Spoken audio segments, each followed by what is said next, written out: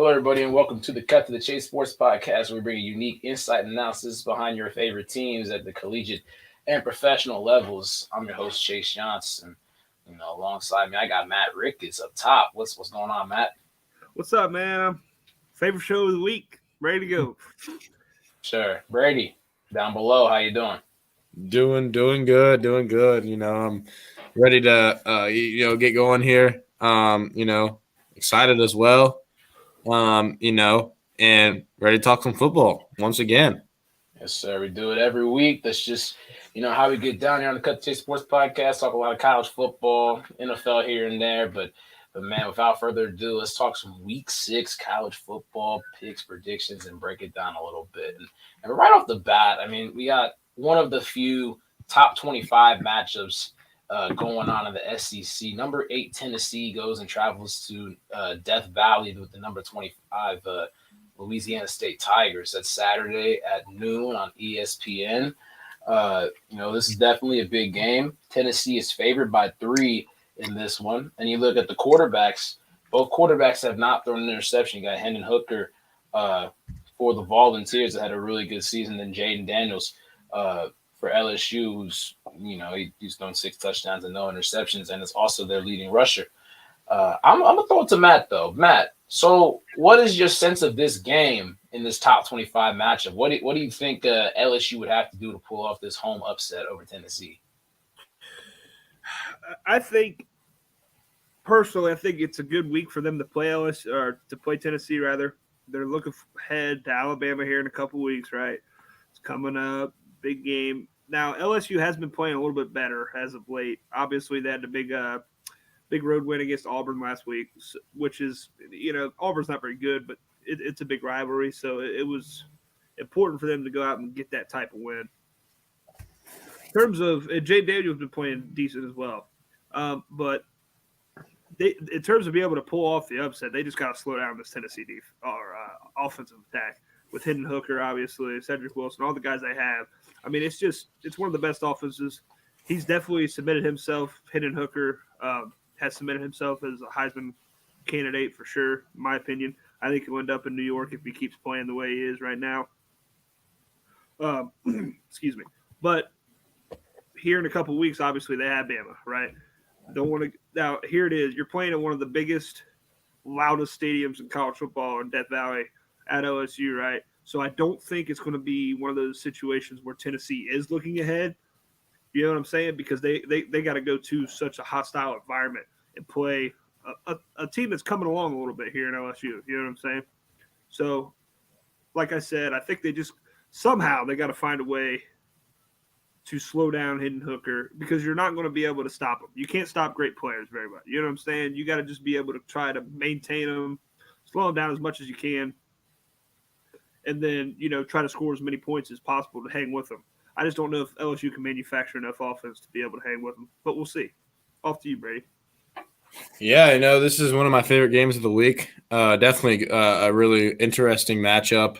Usually you see those rankings flipped, if anything, between these two teams, even though neither of these teams have been impressive at all lately in terms of their success on the field the past couple of years. But Tennessee, man, one of the best offenses in the nation. It's crazy to say, but their wide receiver core and offense in general is just better than LSU. But going into Death Valley is always tough. It's not a night game, which, Death Valley, LSU is considered probably a top 3 night game in terms of how tough it is to play there. But, they don't have to do that, so they kind of lucked out on that. But, I love Hendon Hooker. He's definitely a top 3 quarterback in college football on my list, like I've said, week in, week out.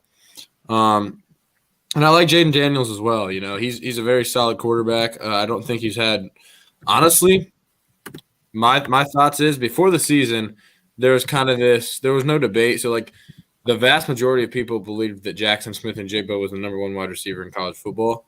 But there were some LSU fans and maybe just some SEC fans in general that would say Kayshon Boutte out of LSU is the best receiver in college football. Kayshon Boutte has been healthy this year. And he has 90-something yards receiving on the year combined and 11 catches. Emeka Egbuka has 500 some yards receiving on the year. Wow. And so you're right. It's crazy how they were all. I'm sorry to interrupt, but no, you're good. They were all really hyping him up, and he's just been. I mean, just a very disappointing year. I think he was both of our top 10s, if I remember, coming into the season. For sure. Yeah, absolutely.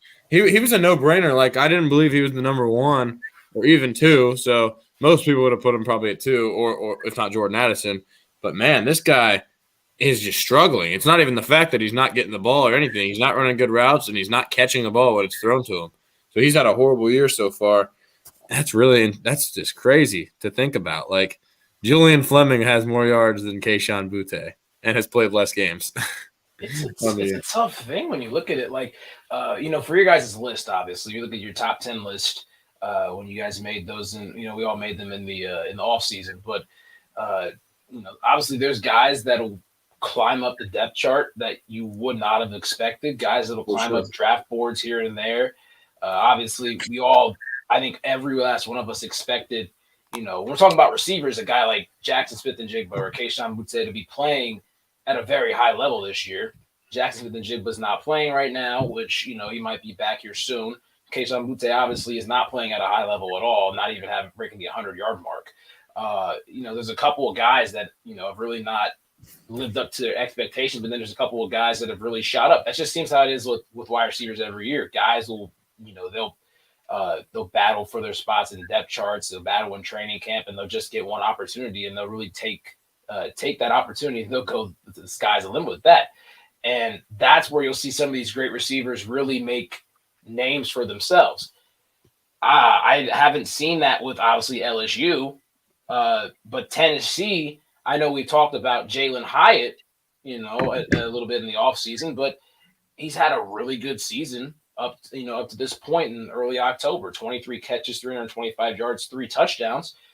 What do you think he's going to have to do Saturday? What's like the set number for Tennessee to come out with a convincing win for this guy? What is he going to have to do Saturday? I actually think I definitely think he's a key component. I actually think he's their second best receiver personally. I think he's good. I think he's better than any receiver on LSU. So I think he's going to be a key component.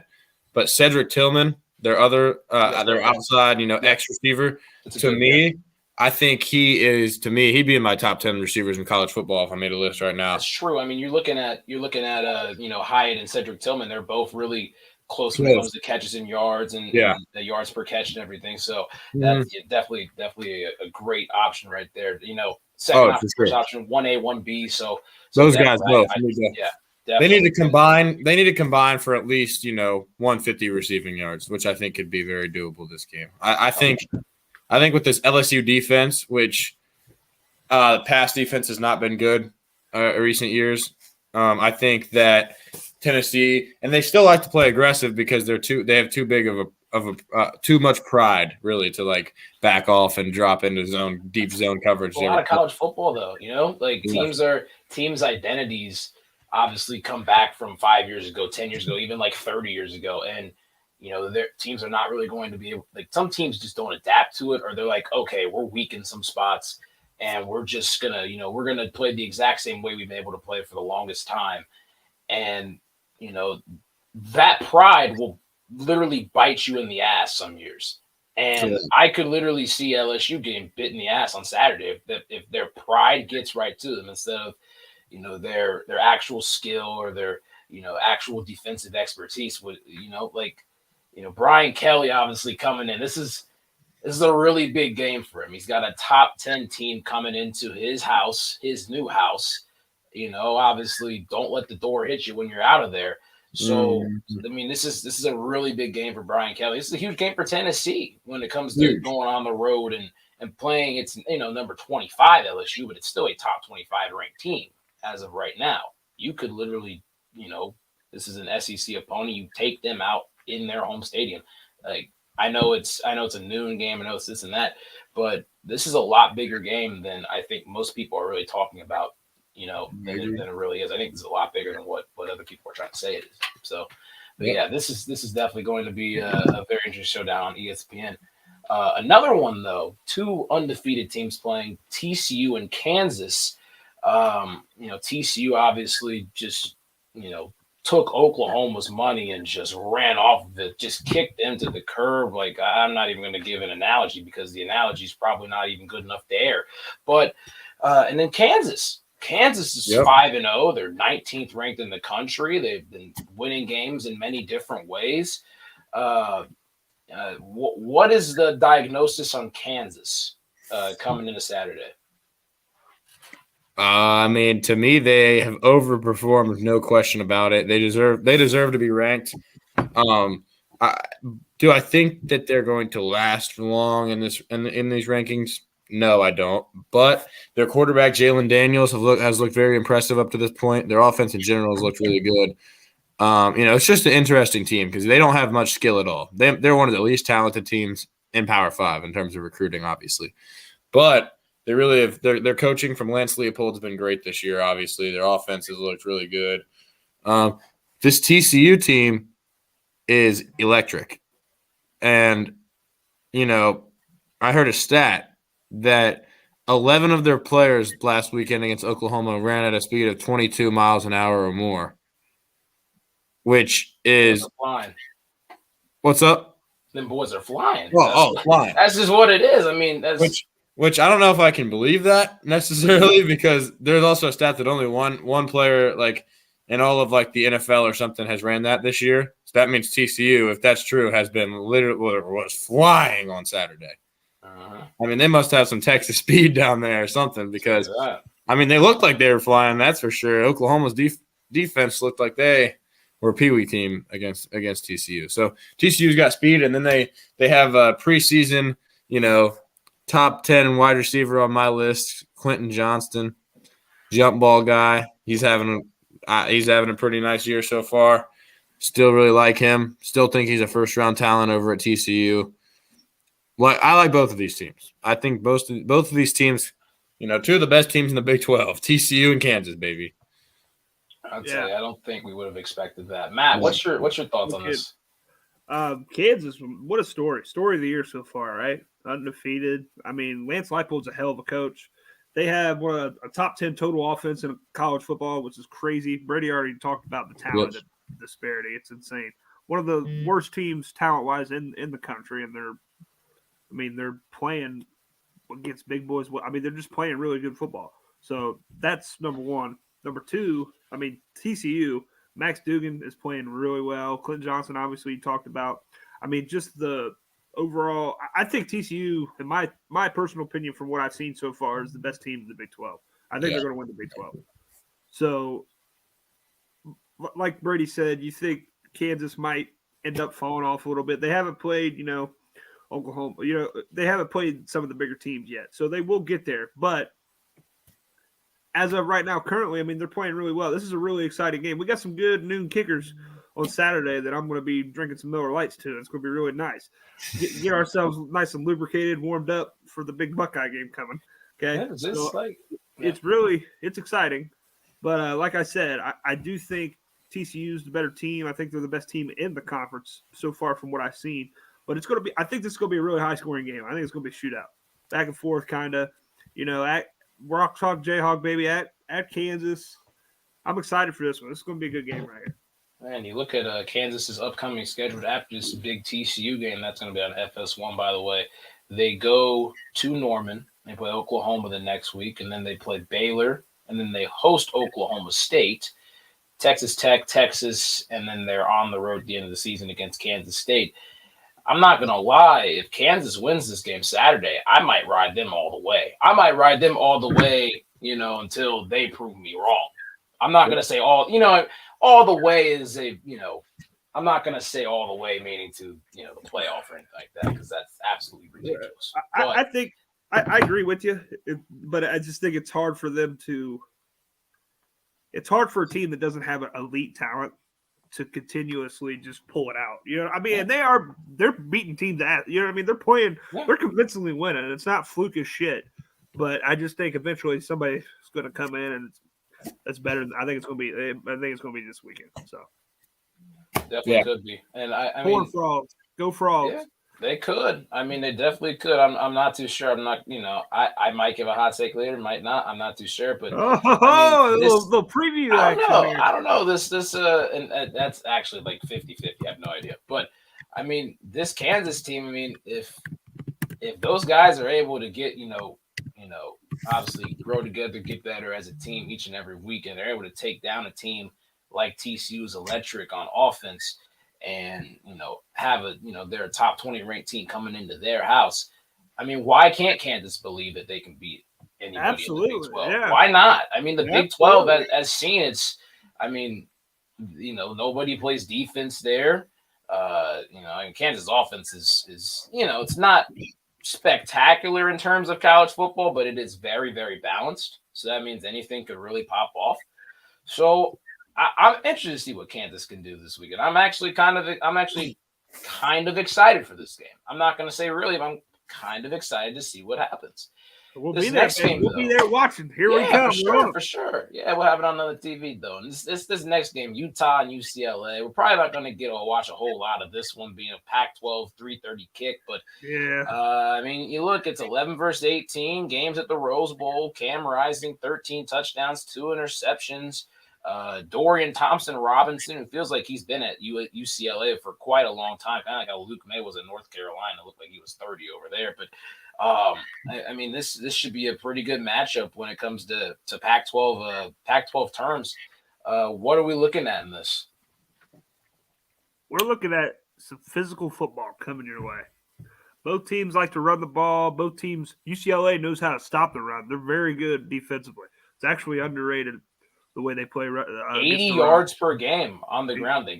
That's incredible college football. Exactly. That's what I'm saying. They're very good against the run. So I think this is another game this week that has the potential to be really good.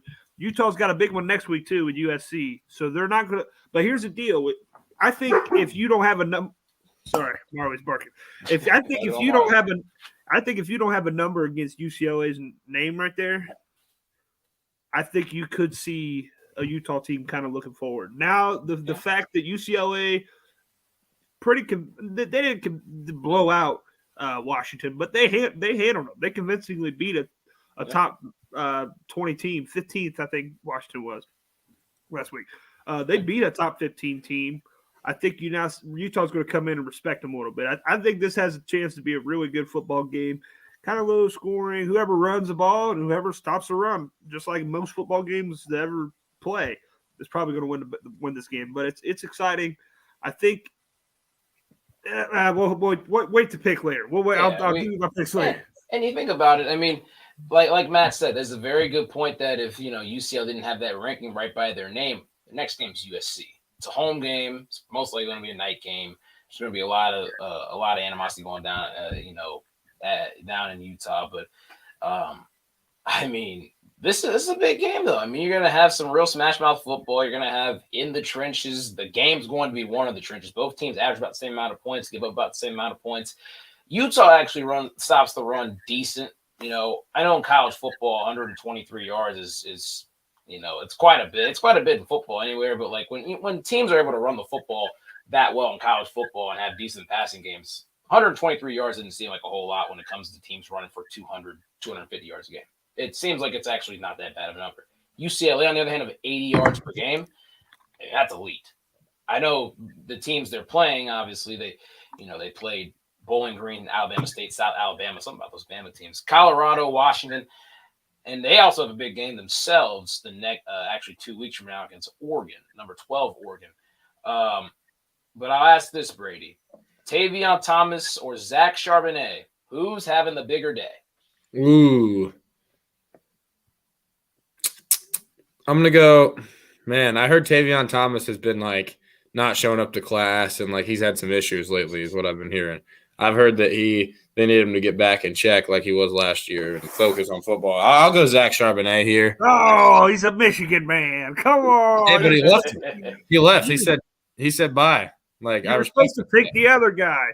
But I respect him for leaving Michigan. That's true. He did leave. I mean, he went there in the first place.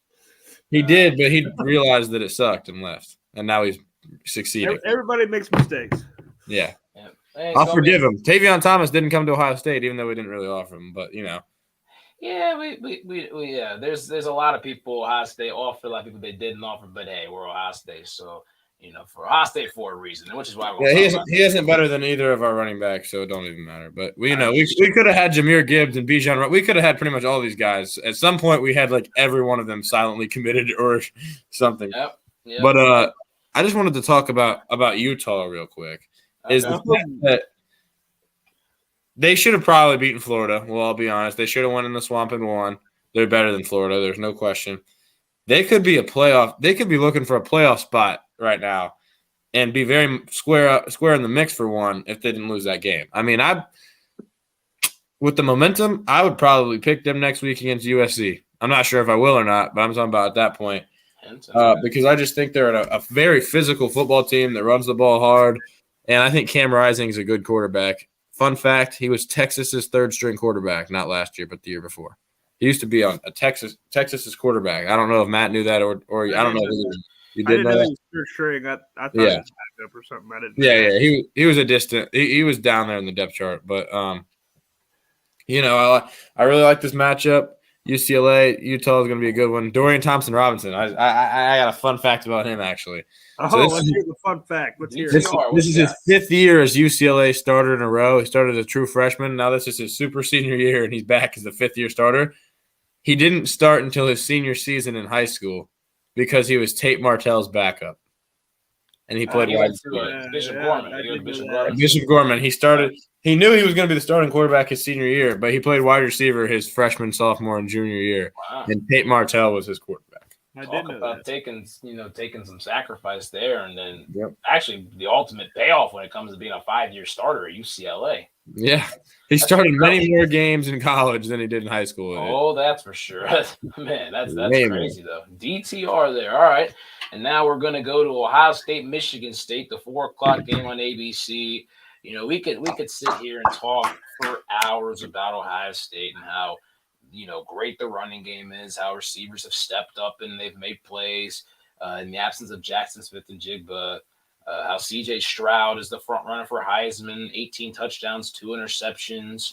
I want to see what Michigan State's perspective is. They look like an absolute mess. They're 2-3.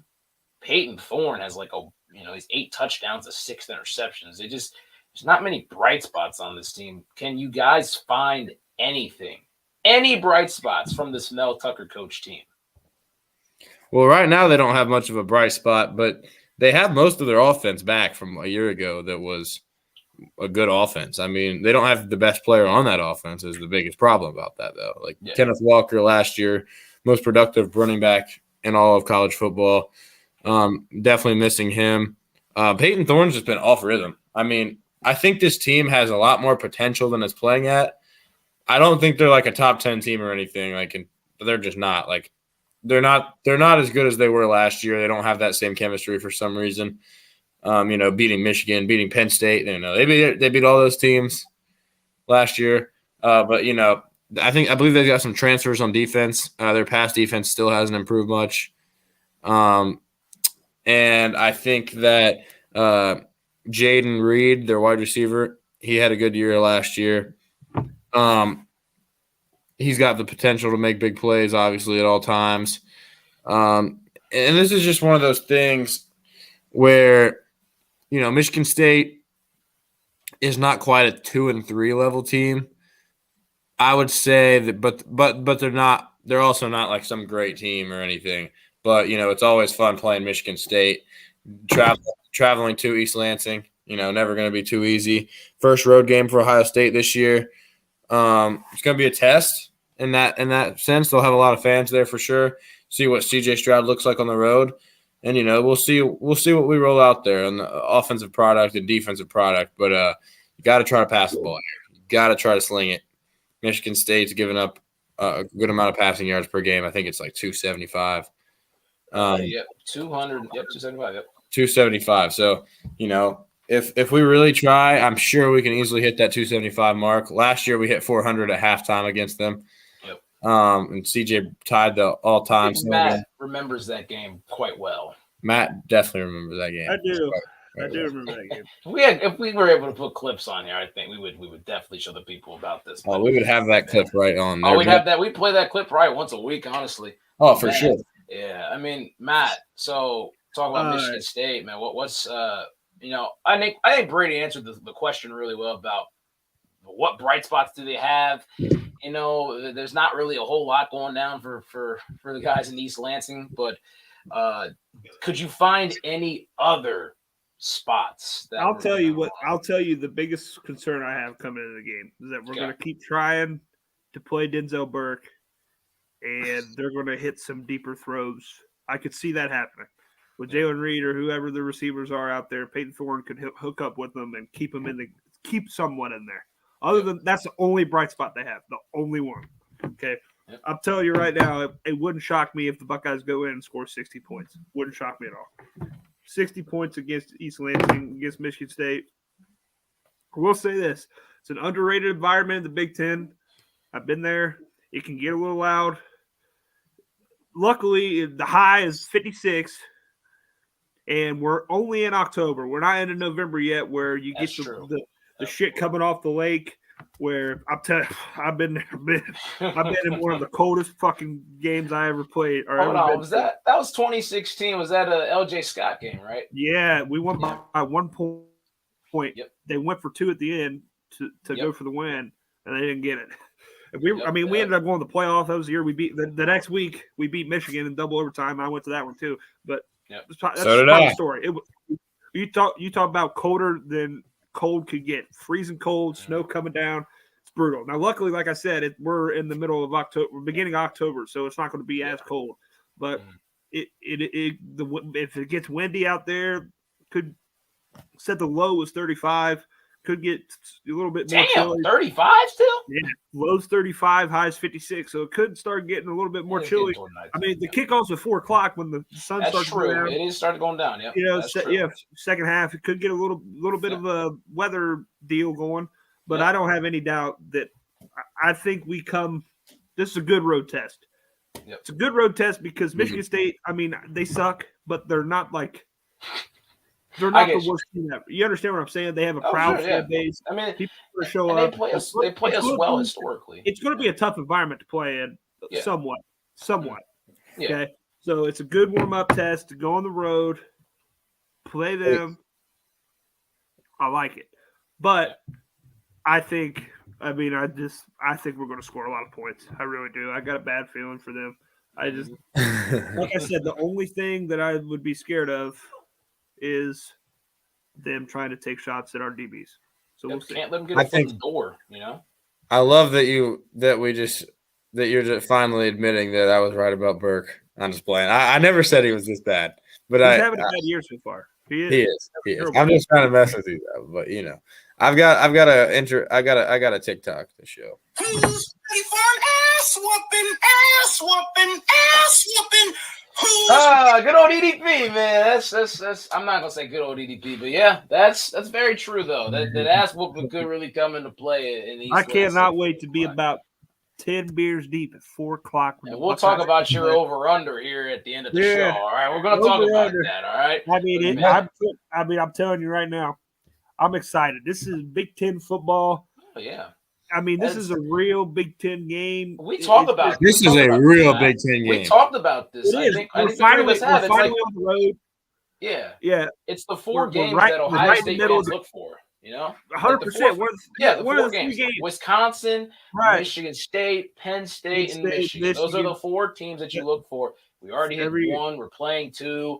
And then, obviously our last 2 are the biggest ones, though. The biggest ones out of that Big Ten stretch, Penn State, Michigan. Boys, we officially hit football season. It's October. Yeah. Damn it, I'm getting a round of applause for this one. Man, I'm ready for it, all right? Ready for October, tell you that. Round of applause. Baby, make that ass clap. Woo! Oh, man, and talking about all that shit, partying and shit like that. USC, the Los Angeles people going to be partying if USC keeps winning, I'll tell you that. Washington State, USC, 7:30 on Fox. USC number 6. They too high? Are they too low? What's the prognostication there? I think they're just right. I think they're right where they need to be. Like we've talked about, the Lincoln Riley. Now here's the deal with USC. Not necessarily for this game in particular, but just overall for the totality of their season so far. Their defense is not very good, but they are very good at forcing turnovers, and they have a really good special teams as well. Okay, Yep. I believe it could be wrong here. They're one of the best, but I think they're have the most turnovers forced of any defense in college football.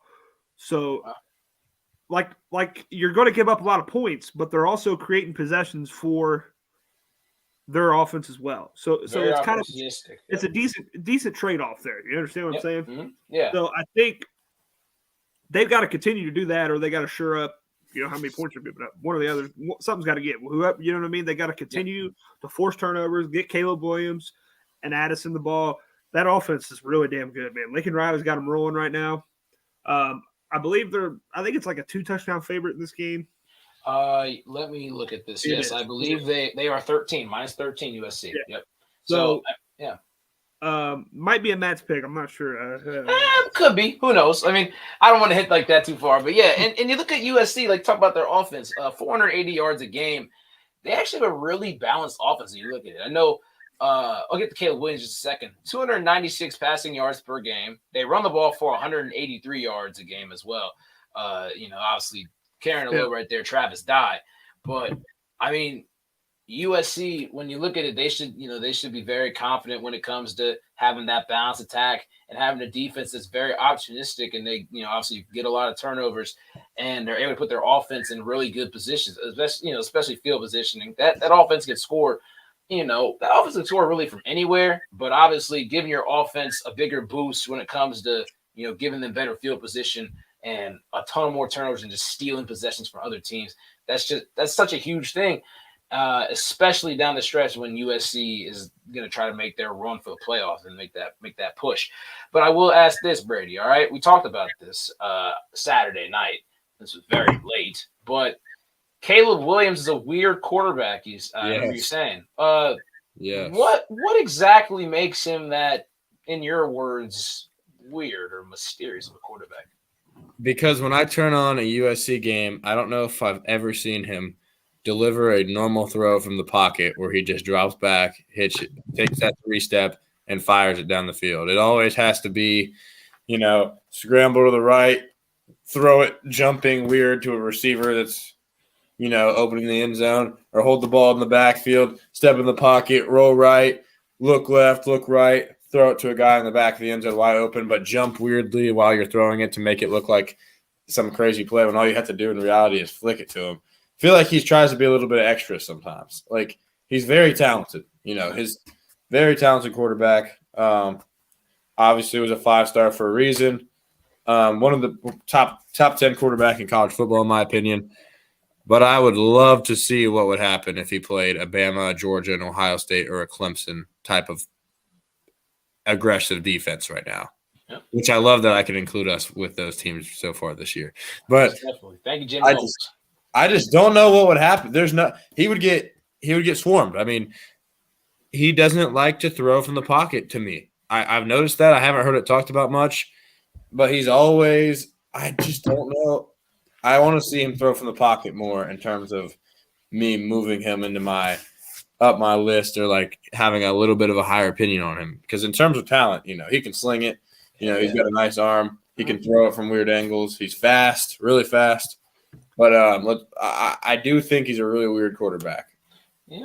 And it's something I want to really that's a good take on that. But I was listening to Colin Cowherd talk about this. All right, I know this. This is kind of alluding to the NFL in a way, talking about Lamar Jackson. Caleb Williams and Lamar Jackson are not the same player. They are on completely different levels. They are completely different types of quarterbacks. In a way, though, I think we've talked about this with Bryce Young. We've talked about this, even Caleb Williams, talked about C.J. Stroud. But here's this: if a player is able to use his gifts and abilities that way, don't make him something that he's not. You know what I'm gonna say? Like, you would like to see more of a pocket presence from Caleb Williams, especially when it comes to a pro standpoint, when he's able to, obviously a team could trust him to stand in the pocket and make big plays from a pro standpoint. And let's be real, in the next year or so, he's going to be probably one of the top couple quarterbacks coming out in that NFL draft class. Well, I mean, it'll be him and Ewers. It'll be him. It'll be those two. It'll be those two. And those were the top two quarterbacks that came in from last year. When I'm looking at Caleb Williams, like, I think part of it is that he has to develop in some of these places for NFL teams to be able to trust him in future. But in college, man, we've seen different types of quarterbacks be able to take teams to championships. I'm not saying that Caleb Williams is a championship level quarterback right now, but there might be a game or two that, he does step in the pocket and make a big play or a big throw, or he gets out of the pocket and he's able to use the scramble effectively and make a big play or throw. I think sometimes we focus more on, the traditional style of a quarterback. I'm not, obviously, like, we focus a little bit too much on the traditional style of a quarterback. Lamar Jackson in the NFL, obviously, if you play risky games, you're gonna get risky prizes. You play stupid games, you're gonna get stupid prizes. All right. Lamar Jackson in the NFL is at a higher risk of getting hurt because he runs in between the tackles. And I mean, that's really it. He runs between the tackles. He's always scrambling this and that. But if you're able to selectively scramble, if you're able to selectively stay in the pocket and make big throws, if you're able to, really ration that in your mind and know, okay, this is where I gotta do my thing, or this is where I gotta step up and make a big throw. I think Caleb Williams is going to develop that. And I think he's going to end up being a very good quarterback. He's in a weird spot right now because last year he was obviously kind of thrown into the fire against Texas, and he had to go win. You had to go win them a game, in the Red River Shootout, which is also this weekend. It's not a obviously high level matchup, but he was thrown into the fire for Spencer Rattler's dumb what. But I think Caleb Williams is in that weird phase where Lincoln Riley is going to, he's trying to, obviously be that quarterback guru and take him to different spots. And Caleb Williams is going to try to keep developing. But I think as we see it through, I think Caleb Williams is going to be fine. I really do. I think he's going to be fine. He's just in that weird spot. He's a weird quarterback. I think it's more of a weird spot than he is a weird quarterback. Okay. But yeah, I agree. I mean, I agree that you don't want to try to make him someone he's not. But my only problem with that is the style hasn't worked so far against good teams. Is the only reason. Like he's looked good against these mediocre defenses, like last year against Texas defense, obviously terrible. Yep. And he's looked good. Like I agree. I think he'll be good as well. I think he'll learn this stuff. He's got a good arm. He's still only a sophomore, but Oregon State had a great game plan for him. They made him stay in that pocket and try to throw, and he was bad. Like it was just plain and simple. He was bad that day. So yeah, I agree. I agree that he'll develop into a very high level quarterback. He still should use his legs like he is right now. Yeah, but I would just like to see him be able to. I think he takes the ball hoping to use his legs. I think his immediate plan is to run outside the pocket and want to throw. I don't think he likes being in that pocket and being farther. I think he wants to be closer to his receivers and throw it on the run. I think he just has that type of I just think he's that type of quarterback that likes to do that right now early in his career. So I agree that he has all the potential. He'll be projected top 10 pick. Him and Quinn. It's going to be one of those two is projected number one. But so far, I'm not gonna lie, we've seen very limited tape. We saw like a quarter against Alabama with Quinn, and he made three huge big time throws. They were all better pocket throws than I might have ever seen Caleb Williams make right now, up to this point. So right now, I'm probably taking Quinn, which I hate saying it because this guy, I mean, he could be our quarterback next year. He should be, but he just couldn't wait one more year because he expected to start over a Heisman finalist who was the Heisman favorite. He left because Ryan Day wouldn't bench the Heisman favorite. Yep. So, but this dude's a great player. Caleb Williams, Quinn Ewers, those guys are great, and Caleb Williams will have a big game against Washington State, I believe. Yep. And I'm interested to see what his development's going to be, through the rest of the season. Obviously, next year, I think that's when he'll take the really big jump. I think that's when, he'll obviously be the starter for a second year and really have 3 years of experience now. So I think that's when he's really going to take that next big jump, and we're going to see a lot of pro attributes come out from Caleb Williams. But hey, at this time, we're going to go back through and look at some, make our picks for these games. All right. Had to forego one of the other games, but hey, Love it. let's get into it. The 5 games we're talking about, pretty good matchups. You got, 3 ranked versus ranked matchups. Our Buckeyes and, a nice Pac-12 game at 7:30. This one, Tennessee and LSU. Man, you know what? I'm going to take the Tennessee. I think Tennessee is going to continue to roll. I think they're going to stay disciplined, which is actually, not what Tennessee has done in the past when they've, had opportunities like this way beyond, way back then. But I think they're going to stay disciplined. I think they're going to stick to course, and I think they're going to win, and they're going to set up a really big matchup next Saturday against Alabama. What do you all think? Volunteers. Rocky Top, 34-24. Take down the Tigers. All right. Yeah, I mean, Tennessee's having a great season, but it's not going to be as great once LSU beats them on Saturday. Okay. Yeah, I'm going to go 31-30. 1-point game. LSU kicks a game-winning field goal. All right.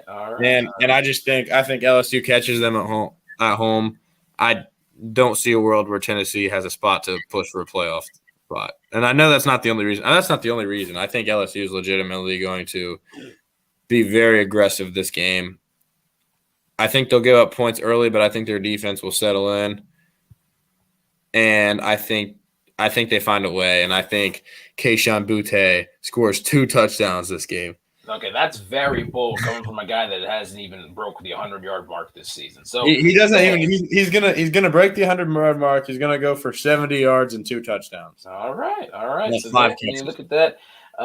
Tennessee also. They're favored by 3 in this game, but they got Alabama, they got UT Martin, and Kentucky and Georgia. So they got a really tough gauntlet coming up. Next, 17 TCU, 19 Kansas. Are we riding with Rock Chalk, Jayhawk? Or are the Horned Frogs just going to keep rolling or flying, as Brady said?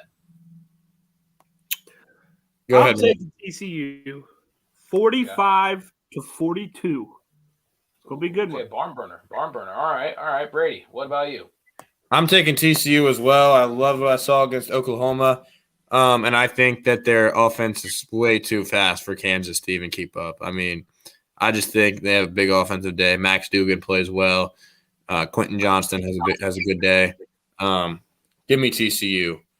52-38. So 14-point win for the Horned Frogs. Yeah, nice 50 burger for TCU. All right. And a pretty classic Big 12 shootout. Yep. You know what? I'm going to be on my league course, like not so fast. I got Kansas winning this game. I really think that they're going to come out. And I think they're going to. I think they're going to limit TCU a little bit. Obviously, TCU's offense is really explosive. They're scoring nearly 50 points a game, 550 yards, on total and really balanced offense. But I'm riding with Kansas. I'm not saying it's the reason that they won the basketball championship this year. I think they're getting some things turned around. So I'm just going to ride that train till that train stops at the station and falls off the tracks. So Kansas, this is clearly just surely a heart pick. All right, there you go. Not anything else from it, just straight from the heart. Utah, UCLA, it's 11 versus 18, 3:30 on Fox. Utah's got a big game the next week. UCLA's got a big game 2 weeks from now. UCLA's got the bye week. Utah coming into UCLA into the Rose Bowl. And UCLA stops the run really well, but I think Cam Rising's going to have a big enough day in the air for Utah to get the win. I got Utah. Yeah, I'm going to rock with the Utah Utes here as well. This is going to be a good game. Very it's intriguing. I'm not even going to lie. This is good Pac-12 football right here. I just think Utah is going to play really physical this game, and I feel like they're going to find a way to run the ball on UCLA, and I think that they're going to, I think they're going to win this game at the line of scrimmage, but it's going to be a tough fought game. UCLA, man, they lost their O-line coach / offensive I think he was their offensive coordinator basically last year. Justin Fry, he's now Ohio State's O-line coach. Yep. You know, our good pal Zach Smith says he's the best O-line coach in the country because he's worked with him. Yep. So far, that's showing up. But that's a big loss. I mean, they haven't that's tough, but they still have the Zach Charbonnet. You know, they're still a good run game. It's going to be a good game. 24-20, Utah. All right, Matt. I like that. That's a hell of a pick. Hell of Thanks. a pick. 23-20, Utah. Okay, so you guys agree on it. Utah's favored by 3.5. So UCLA covers for Matt. Utah covers for Brady. Yep. All right, very interesting. I think we'll all agree on this one. Ohio State, Michigan State. I got Ohio State rolling on it. Brady, what about you? I mean, what's your score? What's your score first? Man, I'm going 63-60 Michigan State. No, I'm playing. I'm not picking Michigan State because that's how many points they're going to need to score if they want to win. Because last year, I mean, I know this isn't last year's team, but Ohio State could have easily literally scored 100 on them. I mean, it was that embarrassing. Like they could have scored. So I don't expect this quite the same offensive. I don't expect CJ Stroud to tie the single game passing TD record in one half this year, but still think we put up a lot of points. Still think we break 40 easily. 49, 21, 28-point win. So they'll get a few touchdowns on us. I mean, Michigan State's offense is pretty. They have the best skill position players, arguably, that we've played all year with their receiving core. It's pretty nice. Quarterback he's not playing great, but he was good last year. Those scores are 49-21. All right, hold on one second. I hear an alarm that Matt's pick's coming. Here we go. 27.5. Explain. Take the Buckeyes minus 27.5. It's a blowout. Okay, it's blowout city coming to East Lansing. Okay, 60. Hold on. 61. 17. All right. 61. 44 points. You think we're really going to do them like that? You think we're going to score more than last year? We're going to have a defensive touchdown. Who's going to score it? Who's going to score it? Ronnie Hickman. Ronnie Hickman defensive touchdown. Keep note on that, people, all right? Where the secondary is going to really get after it, all right? I think Travion Henderson's going to run for 200 yards. Okay, another bold prediction there. I'm going to keep saying it, but CJ Stroud has more touchdowns than incompletions. I'm just going to keep saying that until it actually happens. Last year he probably did this game, so that's a good pick. Until it actually happens, I'm just going to keep saying it. Speak it into existence, they say. You know, we know a couple things about that. And the last game on our picks, on our game prediction side of it, Washington State and USC. Obviously Washington State coming into this game, with the record of 4-1. USC's favored by 13. I got USC winning this game. I'm not going to give a score prediction, but I think, Caleb Williams is going to play, a pretty good game overall. Brady, what do you got? USC, solid handed win, I'll go like 41-20, a little nice 3-touchdown win. Yep. Nice little 3-touchdown win. And I don't even take my headphones off for this one. I can still hear the alarm. It's Matt's picks one more time. Not one more time. USC's good for 40 points, okay? Every game, I feel like. They're getting 40, except against Oregon State. They're good for 40 points, okay? I'm telling you. Maybe Washington State should use that defensive game plan Oregon State had. You're right. Okay. Take the Trojans minus 13.5, okay? 45-20. All right. Mark it down. Mark it down, book it. We're on them, turn them, burn them. All Matt's phrases there because we got 2 more Matt's picks coming up. It's happened to be 2 teams that played each other last week. Michigan, they're playing Indiana. Their 3rd straight big noon kickoff.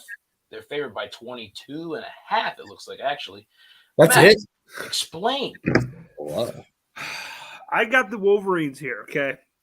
I thought this number would be a lot bigger, actually. I was thinking 27, 26, somewhere around there, okay? I think Indiana is putrid. Absolutely horrible.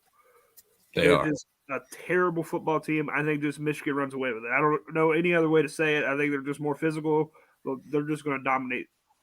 They're going to dominate this game.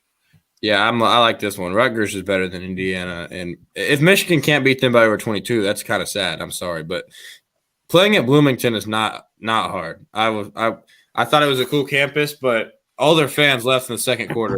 Their fans had enough, and it was it turned into Ohio State fan stadium. So I expect that.